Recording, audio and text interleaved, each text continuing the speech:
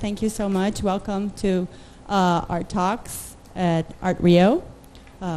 Obrigada por estarem todos aqui. Bem-vindos a esse ciclo de conversas aqui na ArtRio. Hoje nós temos uns convidados muito especiais e quero agradecer. I really want to thank you for being here for this very special occasion. I would like to introduce Bruno Barreto, the director of Reaching for the Moon, diretor de Flores Raras.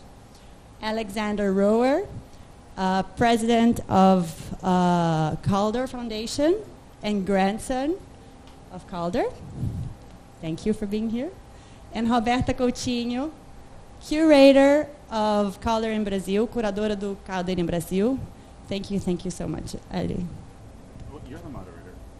Okay, let's do that. Ciao, Bruno. Good morning, everybody. Do you mind that I speak English? My Portuguese is a little rusty. Like that? Bruno and I are going to share, right? Okay. My new friend Bruno and I are going to share this microphone, so we're good. Do we have some pictures? Let's go. Okay, so this is not a presentation of images and we talk and then show another image and we talk. We're just going to show some images. Roberta is going to keep us honest. She's going to remind us of the history and the date, and this happened in 1953, so be sure you get it correct, right? Yeah. Okay, good. And I know this is very unorthodox, but if anybody has a question, anytime, for me or Roberta or Bruno, just ask a question. We love questions. We don't want it to be separate like that. It's just super nice. Just ask a question. You can even ask a question right now. Just go, hey, I have a question. Yeah, what's your question? Yeah. I got her to do this. So. I think Bruno should be there, not here, because we cannot. Yeah, because he's in front of the screen. That's not a question. That is a bossy direction, not a question. Oh, that's Bruno's mom. If anybody wants to know who the lady is. She wants to be closer to Bruno. So we're going to share. Okay. We're not sharing anymore. Okay. I thought I had a new friend, but I don't. Maybe your mom is my new friend. Okay. Calder in Brazil. Roberta. Bom, eu vou falar em português, você fala em inglês. E o Bruno escolhe. Okay, but you talk. Bom, primeiro eu quero falar que é um gosto estar aqui com você hoje, que essa é uma história antiga, que o Calder começa no Brasil oficialmente em 48, porque ele vem ao Brasil, mora aqui, se diverte aqui. Então eu vou tentar pôr uma ordem na conversa do Sandy. I'll try to put an order in your conversation, okay? Please. So let's start with 1948. Esse é o ano em que o Calder vem pela primeira vez ao Brasil, a pedido do seu amigo Henrique Mindlin. Que a gente tem a Kátia, que está na plateia. E essa é a primeira capa do primeiro catálogo do Henrique Mindlin. You wanna continue? Yeah, go. Acho que tem essa primeira obra que é um pouco simbólica, que é uma pequena cadeirinha que ele fez para os bolsos da jaqueta do Henrique Mindlin, a primeira vez em que eles se encontraram, né, Kátia? Essa... Ele não chegou a fazer a jaqueta, ele coloca na fotografia que ele gostaria de ter. He wanted to make the best. Yeah. Então parece que essa peça é um pouco o começo de tudo nessa história. Uma pecinha pequenininha que ele queria fazer para a jaqueta. So now comes the first exhibition at the Ministério da Educação, no Palácio Capanema. Quando o Calder chega no Brasil, a primeira coisa que ele diz é: esse é um dos prédios mais bonitos que eu já vi na minha vida. Oh no, I follow. Yeah, I know all this history. It's okay. Thank you. But you know, it's funny because this photograph, it's a terrible photograph, but it's an amazing document. So at the Calder Foundation, we have tens of thousands of photographs like this of Calder's life from his grandfather, his father, his mother, and his life from when he's born, and then all of his exhibitions. And so we have tremendous archives and records like this. So as a document of history, it's an amazing document to see the works in an exhibition, and I'm going to talk about that later but we're going to go more quickly with the pictures. There's one sculpture I'm going to talk about as its relationship to documentary evidence. I love this picture. E é o Calder com a Antônia Carreiro. Bruno, have you seen that picture? It's so fantastic. Não, e essa obra tem uma história muito simpática, porque no fundo ela foi comprada pelo Paulo Bittencourt e pela Nilmar Muniz Sodré. Ficou anos na casa da Nilmar Muniz Sodré, e a Nilmar Muniz Sodré foi também diretora do MAN do Rio de Janeiro. Então é uma obra bastante emblemática. Tem um nome especial. É o Brazilian Fish.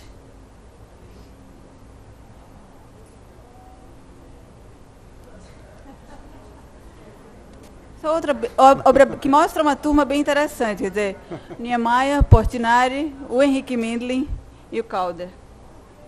Which one's Portinari? Oh, which one's Portinari? The tiny one. The little guy? The short one. Oh, that's fantastic. You know, wait, go back. Wait. The Portinari picture. I want you all to remember Portinari because I'm going to talk about him later too. He's a little guy with the glasses. You know. E aí já é a mesma exposição, só que em São Paulo, com um bar de, enfim, mesmo fish. That looks great. Black Widow, can you talk about it? Maybe? So the mobile in the just left of center, the hanging mobile, which you saw in the first picture of the first terrible picture in the exhibition, it's strange because the scale, it's a giant mobile. Do we have a picture later in the archive? Yeah, Oh, we got rid of it. I'm not sure. So the scale is strange, but it's, what's it about? 230. 230 meters. Yeah. Yeah. Black Widow was the title. So this sculpture, I just bought it a few months ago. Go back to the pretty picture. Go back one. Yeah. I just bought this sculpture. It's so beautiful, you can't imagine. To have it in front of you, it's small, but it's so Baroque. It's so full of life and full of Calder. It's like Calder on top of Calder on top of Calder. It's an amazing, amazing sculpture. And when I bought it, I was told it comes from the collection of Harry Abrams, who's an American book publisher, art book publisher. And I was told Harry Abrams bought it from Calder's dealer. But at the Calder Foundation, we have all of the archives of all the dealers. So I look it up in the archive of Pearl's galleries. It doesn't exist. So where is it coming from? We have no idea. I'm very happy to own it, but it doesn't have a history of ownership back to the artist, which I'm very frustrated about. Next picture. Then you can see in the little pivot point of the mobile, underneath, very, very, very unusually, it's signed Calder 47. Now, my grandfather wasn't in the habit of signing his sculptures. Most sculptures before 1955 are not signed. Or if they're signed, they were signed after 55. So he was made in 1948 and later sold in 1960, and then it got signed at that time. So most sculptures from before the period are not signed. So this one's signed in a very strange way, scratched with like a knife, scratched, Calder 47. So when I bought it, I knew about the signature and I knew it was a strange thing. But then you cannot see really in the upper picture. I noticed after I bought it, it's scratched Roberto. So now I have another piece of evidence. Who is Roberto? And I remembered that Harry Abrams had a son named Robert. And I thought maybe Harry Abrams brought his son, Robert, to the studio, and maybe my grandfather called him Roberto and signed it for Roberto in the sculpture. It's just a guess. I didn't know. But Robert Abrams lives in New York. I called him up and I said, what's the story of that sculpture? And he remembered very, very precisely that his father, Harry Abrams, owned a painting by Portinari. And there was a Brazilian architect, last name Roberto, who wanted that painting, and they made an exchange. And now I have the provenance from my grandfather to the Brazilian architect to Harry Abrams. I have the complete history of ownership. This is all in the last few months. The history of ownership of the piece back to the beginning, which is so gratifying and is really what our archives is about. Sometimes with the picture, then we see it in the picture. Go back 2. There it is in the exhibition in a photograph published in Roberta's book. It seems that didn't really wasn't part of the exhibition in Rio, but only in São Paulo. Right, exactly. Well, we don't know that it wasn't in Rio. We know it's in Sao Paulo because we have a picture, but we don't know if it was in Rio or not.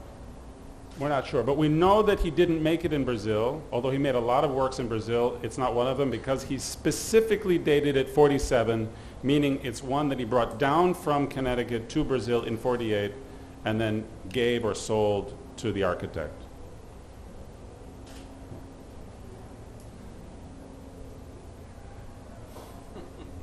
Eu acho que é interessante saber quem está na foto, né?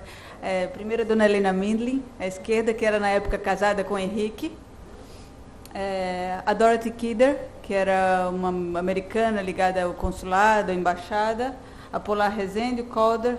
A Esther Mindlin, que era irmã do Dr. José e do Henrique. E a Djanira.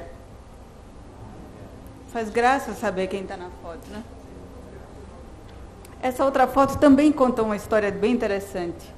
Primeiro se vê o Volpe, depois o Menotti Del Picchia, o Calder, o Rino Leve, a Lina Bobardi, o Oswald de Andrade Filho e o Eduardo Nunes de Mello, que era na época o diretor do Instituto de Arquitetos do Brasil. Quer dizer, toda essa turma que estava em torno de toda uma questão brasileira, que ia do figurativismo ao abstracionismo, estava junto vendo essa exposição. And they were having fun. I think so. Essa é uma peça que foi doada para o MASP. So this is the introduction. So people ask me all the time, what was Calder's influence on architecture and artists and the moment and intellectuals in Brazil, and also what was the influence of Brazil on my grandfather? So after he left Brazil, he started making all these figas. We have a whole bunch of pictures of figas. He made, these are brooches. This is a hair comb. You wear it like this. Go, go, go, go. This is a fork. Oh, wait. So this is cool because, of course, this is topaz and aquamarine coming from Brazil. So he bought them here. He took them home to Connecticut, and he made these two brooches. So they have this specific Brazilian connection. It's hard to see. So these next three pictures are noisemakers for having samba parties in Connecticut. After he goes back from Brazil the first time, he takes records and he goes home and he makes all these different kinds of noisemakers to have these 5-day-long drunken parties in Connecticut. And you can see it's a mustard can. He takes the mustard can, he puts some rocks inside, attaches it to a stick, and it becomes this very noisy. There's Black Widow. Ok, essa é também, acho que é o casamento perfeito, né? Dá para imaginar que a escultura mobile do Calder tinha tudo a ver com a arquitetura moderna brasileira. Então, esse é um prédio do Instituto dos Arquitetos do Brasil, mas esse não foi o único exemplo. Apesar de a gente não ter muitos registros, quer dizer, há muitos exemplos de casas do Henrique Mindlin que ele fez, sobretudo em Petrópolis, Samambaia, colocou um Calder dentro. Então, até momentos em cartas em que ele cita, bom, a passagem de um plano para o outro poderia ficar perfeita com a intersecção de um mobile. Então havia era um casamento perfeito mesmo. Now wait a second. So most of you are Brazilian. I want you to promise me. I have heard about this mobile. Well, I've also seen the mobile, of course. I've heard from so many art dealers around the world how they're trying to take this mobile away from the architects and sell it in New York or sell it in Paris or sell it somewhere else. Please, don't let the art dealers take this away from Brazil. Está tombado. It belongs here. It should never leave. Está tombado pelo patrimônio. Está tombado. Está tombado. It's possible. It's possible. It is. Oh, okay. Wow, what's that? Landmark. Sorry. I was talking. You guys know what's happening here? So my grandfather is taken up. He loves to go dancing.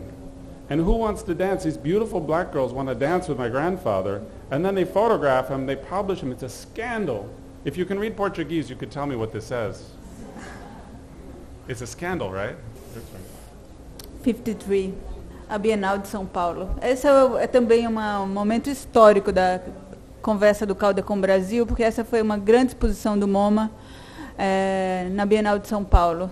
A Bienal de 53 foi uma Bienal de arrasar o quarteirão mesmo, e a presença do Calder era massiva. So what's important about this is the biennial. So you should be one piece by Calder and one piece by these other artists. And MoMA organizes a presentation for the biennial, and then they organize a second presentation of Calder as a kind of, I don't know, a star artist, and does this incredible and very important installation and sends it down.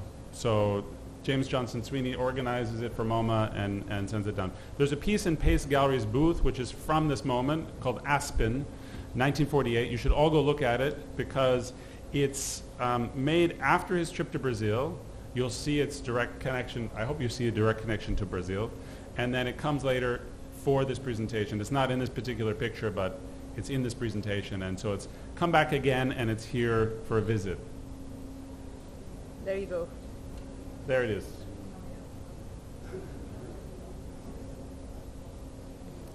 Em 59 é a segunda grande visita do Calder ao Brasil. E aí, nesse momento que ele faz a exposição no MAN do Rio, é uma exposição que se espalha pelo terraço. De novo tem essa ligação com a arquitetura. Where's that sculpture? Essa é outra história muito simpática. Essa escultura da esquerda foi uma escultura que ele deu para Lota, de Macedo Soares. Lota fez uma doação para o Parque da Catacumba. E aí é uma história terrível. Olha, eu procurei bastante sobre esse assunto. São duas esculturas, um mobile e esse stabile. Essas duas esculturas, até o último momento em que eu consegui achar, elas tinham ido para um restauro, um ferro velho, e aí já ninguém sabe se de fato foram roubadas ou se elas foram fundidas. Foi um escândalo na época. E a pessoa que acho que a pessoa que tinha visto e tinha feito a denúncia de que essas obras estavam em mau estado foi o Sérgio Camargo. Uma história bem triste mesmo. Muita gente tentou reaver, houve uma comoção total, mas nunca mais se soube o que aconteceu. Isso deve ter sido em 82, mais ou menos. Não faz tanto tempo. Essa foto eu pus aqui já em homenagem ao Bruno. Yeah, Bruno! Essa já é uma foto do aterro. Esse é o momento, 59, justamente o fim da obra do aterro. O MAN ainda não estava totalmente instalado, estava ainda em fim de construção. Essa exposição foi também uma exposição bastante importante. O Calder veio em 59, fica um pouco no Brasil para abertura. Conhece o Niemeyer, vai com o Niemeyer a Brasília, conhece Brasília, já conhecia o Niemeyer. E depois volta somente em 60 para o Carnaval.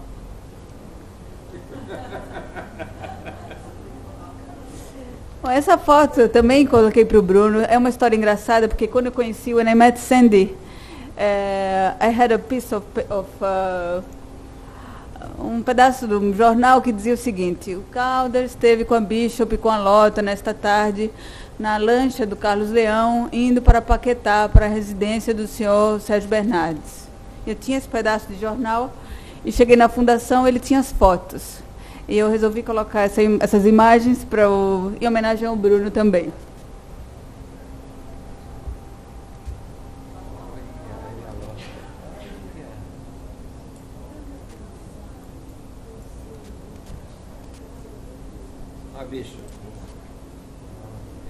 Agora a gente queria pôr o filme. Podemos pôr o filme agora?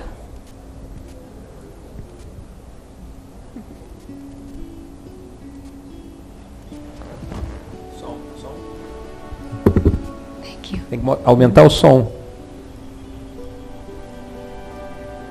Is that a Calder?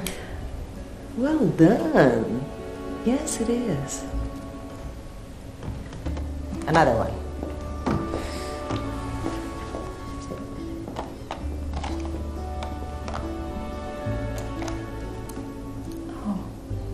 Lotta, I can't take this. Please. It would be rude to refuse it.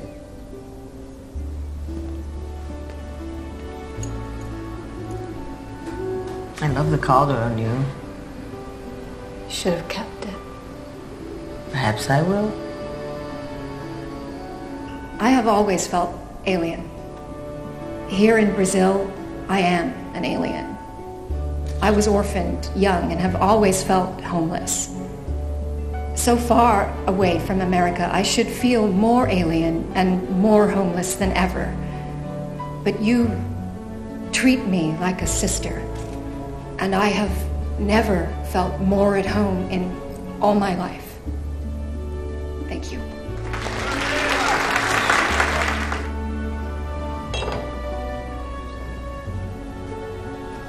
Darling.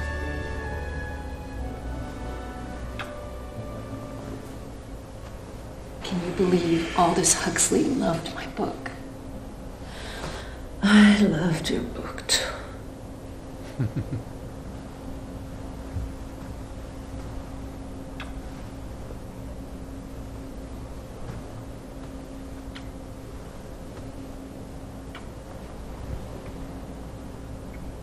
I wrote a poem for you. Do you want to hear it? Mm-hmm.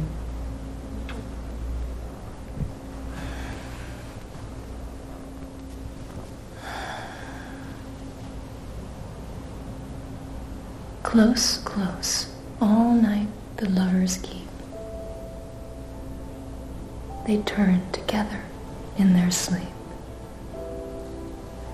Close as two pages in a book that read each other in the dark.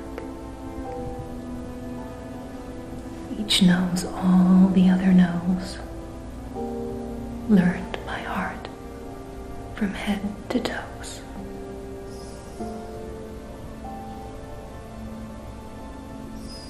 Do you like it?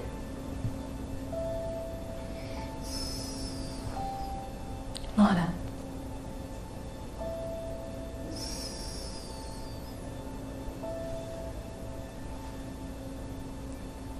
I love you, Lotta.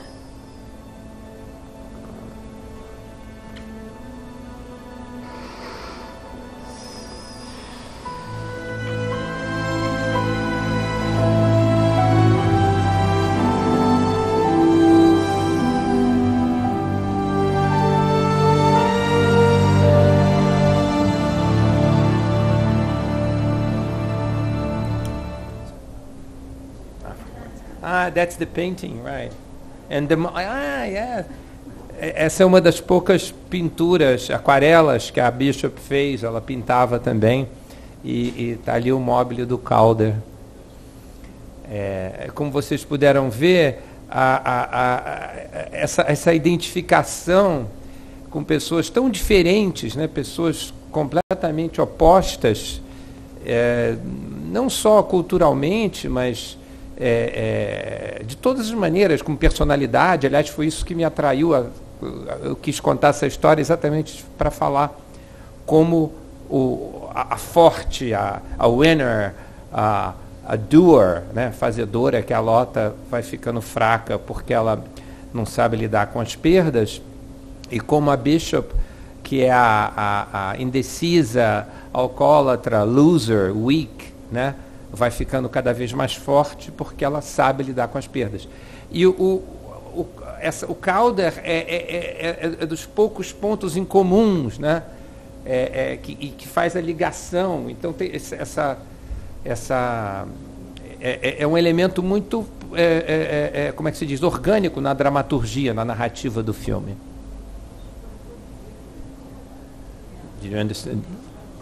I think he said his next film is Calder. Is that what he Yeah, said? but that's exactly. I didn't, but I was. I didn't, but I was thinking about that because there is a symmetry between a Calder Brazil, Bishop Brazil. It's amazing, and how Brazil influenced Calder and Calder Brazil and Bishop as well, and. Bishop met Vinícius de Moraes and Manuel Bandeira. She translated Manuel Bandeira, Drummond, and it's fascinating. Yeah, at the same time, and I had goosebumps when I was looking at those pictures. And actually, Calder appears in a lot of the Bishop poems. is sometimes very abstracted and sometimes precisely described. Yes. There are quite a few of them. Yeah. Acho que até a Bishop também menciona o Calder no seu livro de... She mentions him a couple of times, that he was in the swimming pool dancing with a huge... She mentioned that he was wearing uma camisa cor de laranja, de flanela, que parecia uma calêndula voando. Ela também fala que Calder left the biggest jeans she has ever seen. The biggest what? Jeans. Jeans.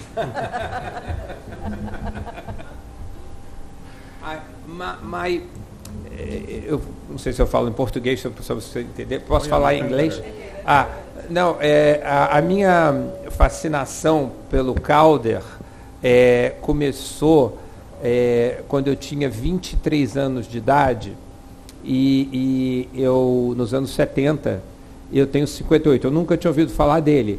E eu tinha 23 anos de idade e o Dona Flor e seus dois maridos foi indicado para o Globo de Ouro em Los Angeles.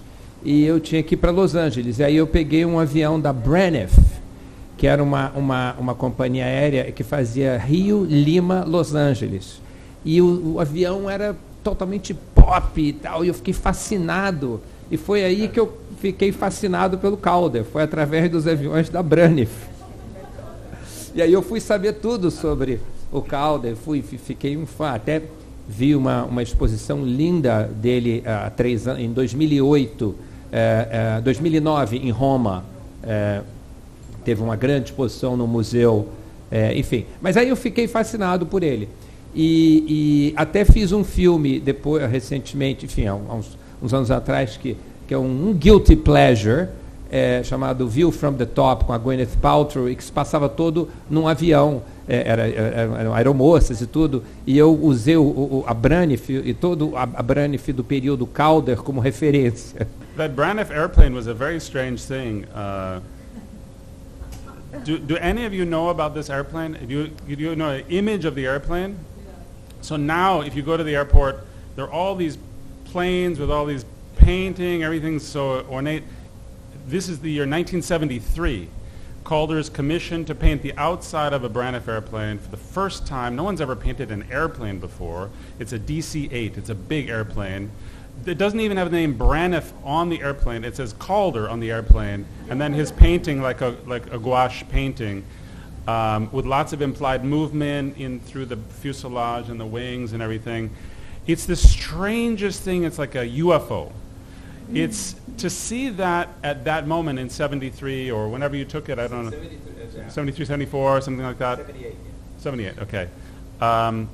It was so extraordinary at a time when all airplanes are either white or aluminum with a decal on the tail. That's the only kind of indication of an airplane in those days. There weren't stripes and colors and things. To see it land in an airport was just the strangest experience. So to actually, I flew on that airplane on its inauguration in 1973 with my grandparents all over the United States. We went on this whole tour of the United States with that plane. It was a great time. So I didn't know that. That's fantastic. I love that story. That it actually had the effect of being something more than just a publicity stunt for the airplane, for the airline.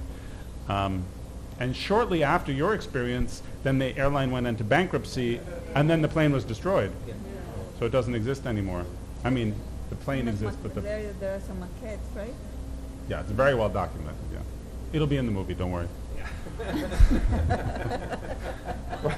What's next? Let's see what's next. Next is a... Well, where are the questions? No questions. Yeah.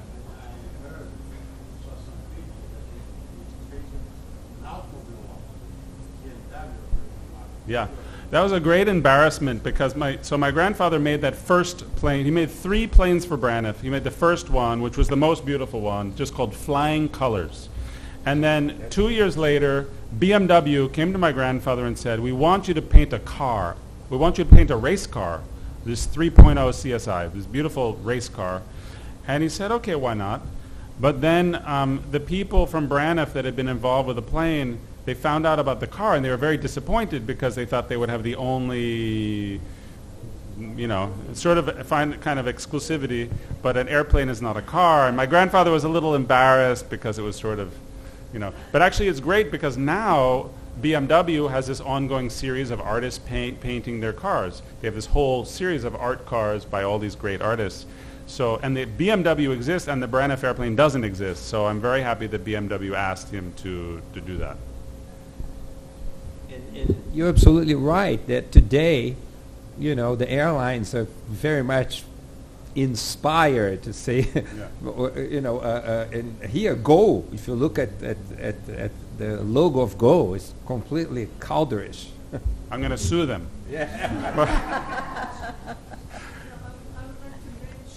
Mama's asking a question again. She has a microphone now. It's not a question. Microphone. It's not. Why don't you it's come not sit a up question. here? No, it's not a question. I remember an exposition I saw in Basel 8 years ago. It was affinities between Calder and Miró. Do you remember that? I worked on that show for 5 years of my life. At the Museum Meyerbeer. Yes, I remember that show very well. It was fantastic. There weren't too many things too squeezed in? No. Oh, okay. There was a very beautiful room, espaço. Como é que é espaço? The gallery of... Space. Yeah. No. The Swiss people, they know how to do it. Those Swiss, they're very precise. And it was the Meyerbeer Museum. It's great. I love your mom. Where did you find her? That's why I'm in analysis for a lifetime. Do you own your own couch? Okay, back to Let's business. go. Come on. Essa é a última história bem interessante dessa conversa. Em 59, quando ele veio para o Brasil, Niemeyer fala para ele, olha, eu estou construindo uma cidade. Gostaria muito de ter um mobile seu nessa cidade. This is not a funny story. This is actually a sad story. Yes, it She's is. telling a sad story. E o fato é que o Calder volta para os Estados Unidos e faz 3 maquetes, right? He did more than 3? But go ahead. Ele volta para o Carnaval em 60, trazendo na mala a maquete escolhida. Ele trouxe a maquete, apresenta essa maquete para o Mário Pedrosa, que era seu grande amigo, apresenta para o Niemeyer, vai a Brasília, apresenta até para o diretor da Nova Cap, que era a empresa que construía Brasília, e parecia que tudo ia dar certo. Então, a maquete ia ser colocada justamente nesse lugar, que era a Praça dos Três Poderes. Quer dizer, a praça, no final do eixo monumental. Ele vem para Brasília e vê essas curvas, claro que ele se inspira nesse assunto. E essa é uma das maquetes, né, Sandy? This is one of them, but not the real one. No, that actually is the real one. So the one in your book is a different one. The one with the curvy tail is a different one. There's a little confusion about the history because when he was first asked to propose a sculpture, he made a series of little sculptures and brought one to Brazil, which is not this one. And then there was silence. He became frustrated because he loved the idea of making this project. Especially, the sculpture was going to be very large. It was not going to be a small human-scale outdoor sculpture like in the other pictures. It was going to be a monumental... 15 meters. It could have been 50 meters tall.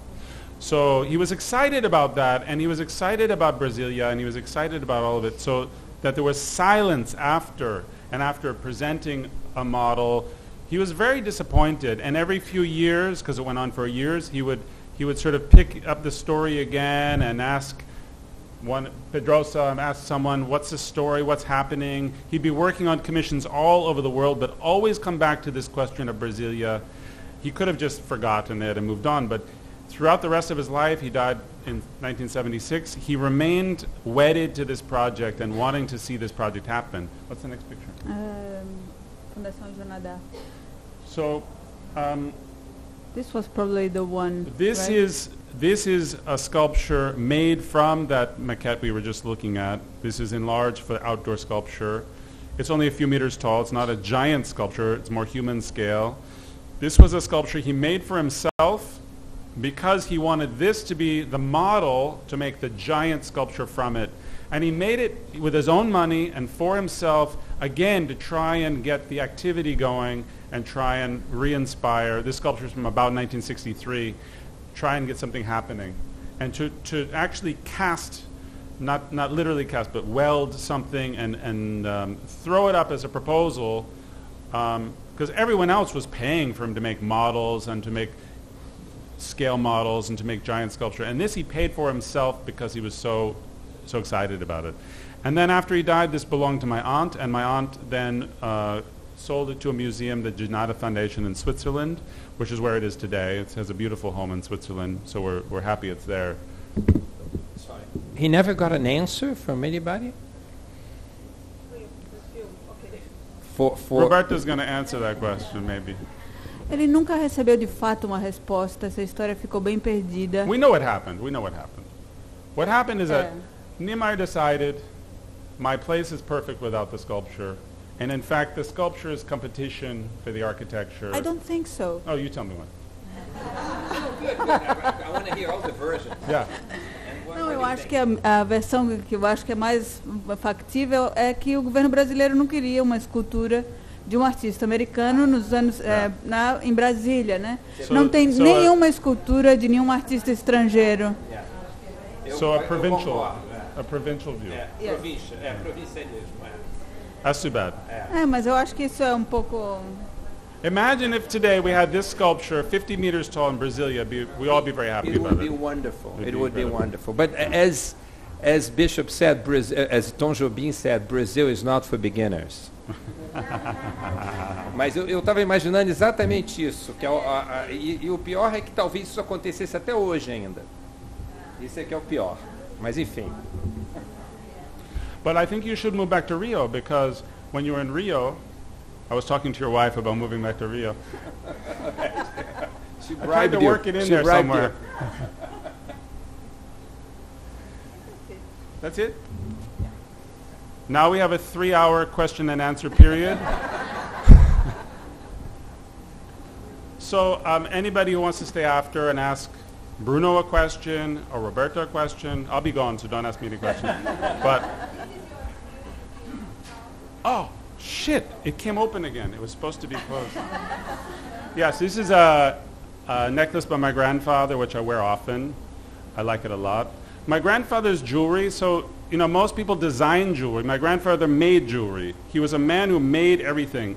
Every single sculpture, except for the giant outdoor monumental sculptures made with technicians, every single sculpture was made by his own hands. He never had one studio assistant. All of the 6,000 metal sculptures that he made in his lifetime were made with his own 2 hands.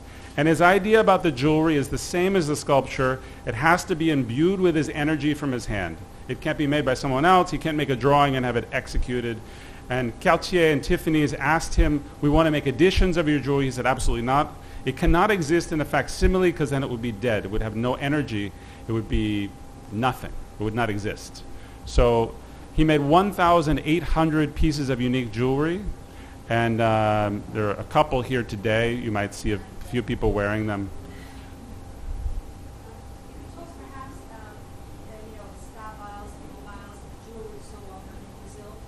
The more intimate objects which he used in his household and which I think are so, you know, the utensils for your grandmother and the toys you probably played with? So the question is about how my grandfather, I'm going to rephrase, because my grandfather lived a life, and whether he was working on a piece of art or whether he was doing something else, it was all the same intensity.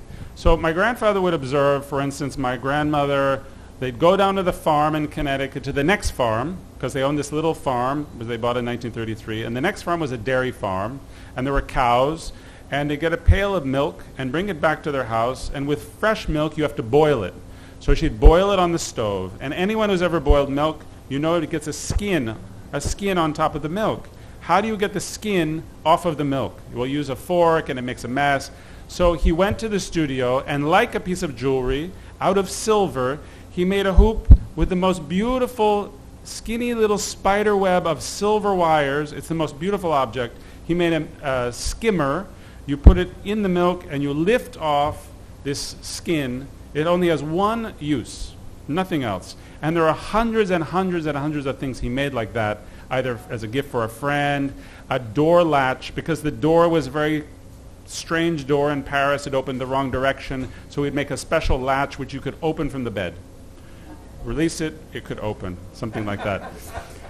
Hundreds and hundreds of things like that for his friends, and things like these cufflinks, which I wear every day.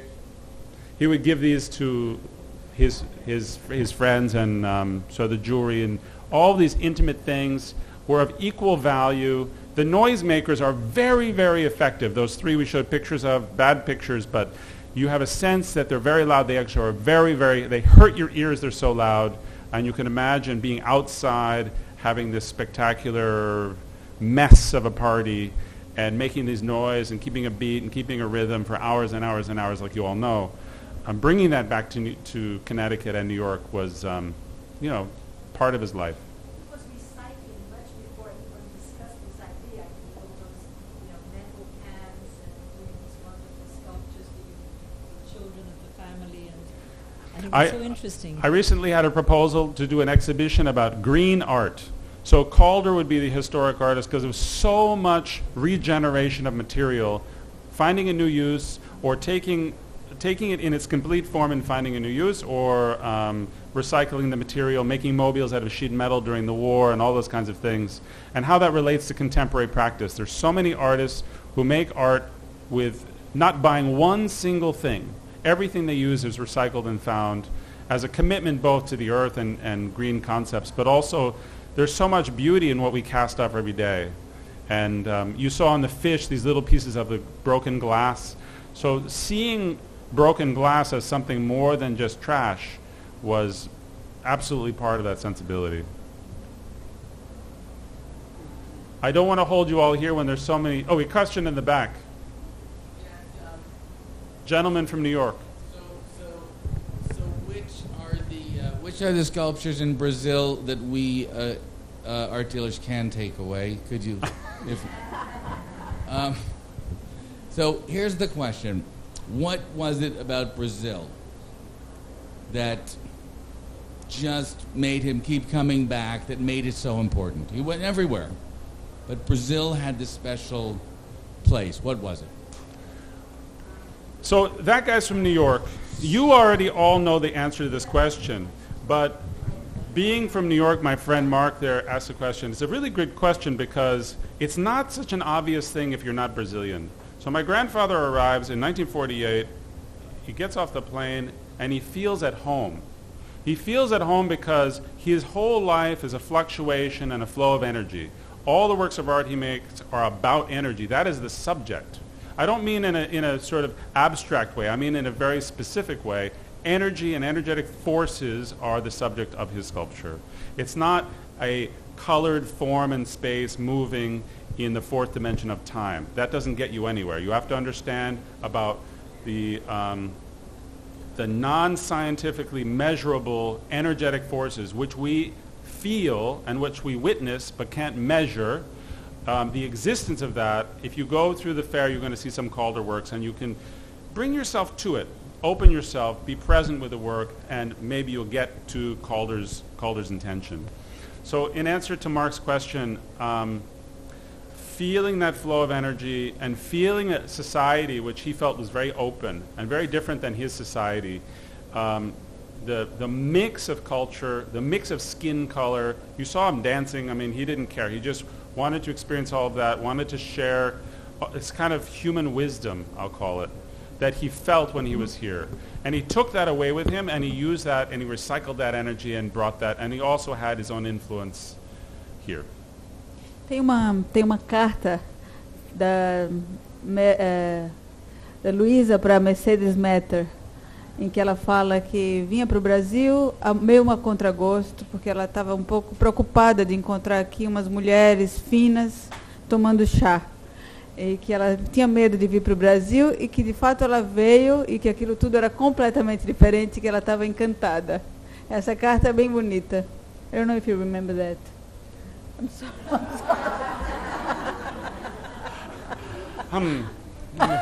I don't think I do remember that. I just turned 50, so my brain's not working. Should we thank them for coming? Yes. Bruno, thank them for coming. Huh? Thank you all for spending your time with us. Yeah, thank you very much.